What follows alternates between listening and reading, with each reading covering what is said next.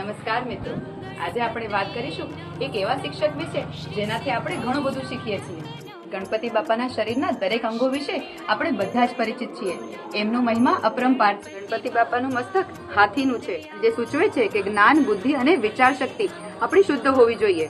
મન મોટું રાખવાનું છે, વિચાર ઊંડા રાખવાના છે અને દરેક સમસ્યાઓનો શાંતિથી ઉકેલ લાવવાનો છે. શુભ કર્ણ, જેના મોટા કાન છે એવા ગણેશ, જે સૂચવે છે કે વધુ સાંભળવાનું છે, અને નાનું મોઢું, જે સૂચવે છે કે ઓછું બોલવાનું છે.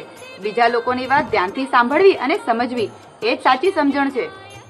નાની એમની આંખો, જે સૂચવે છે એકાગ્રતા, જીવનમાં ફોકસ રાખવાનો છે, નાની વાતોમાંથી મોટું શીખવાનું છે. લાંબી સૂંઢ લવચિકતા અને શક્તિનું પ્રતીક છે. પરિસ્થિતિ પ્રમાણે પોતાને ઢાળવું અને મજબૂત નિર્ણય લેતા શીખવું.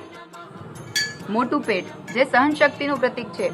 સારા નરસા અનુભવને પણ બચાવીને જીવનમાં આગળ વધવું જોઈએ. ગણપતિ બાપાના 4 હાથ, જે જીવનના સંતુલનના પાયા છે. એક હાથમાં અંકુશ, જે ઇન્દ્રિયો પર કાબુ મેળવવાનું સૂચવે છે. એક હાથમાં પાશ, બંધનોમાંથી મુક્ત થવું. એક હાથમાં મોદક, પરિશ્રમ પછીનું મીઠું પરિણામ.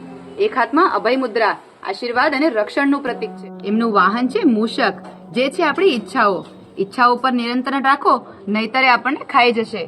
આવો આ શિક્ષક દિને આપણે ગણપતિ બાપા પાસેથી ઘણું નવું શીખીએ અને એમને આપણા સાચા શિક્ષક બનાવીએ.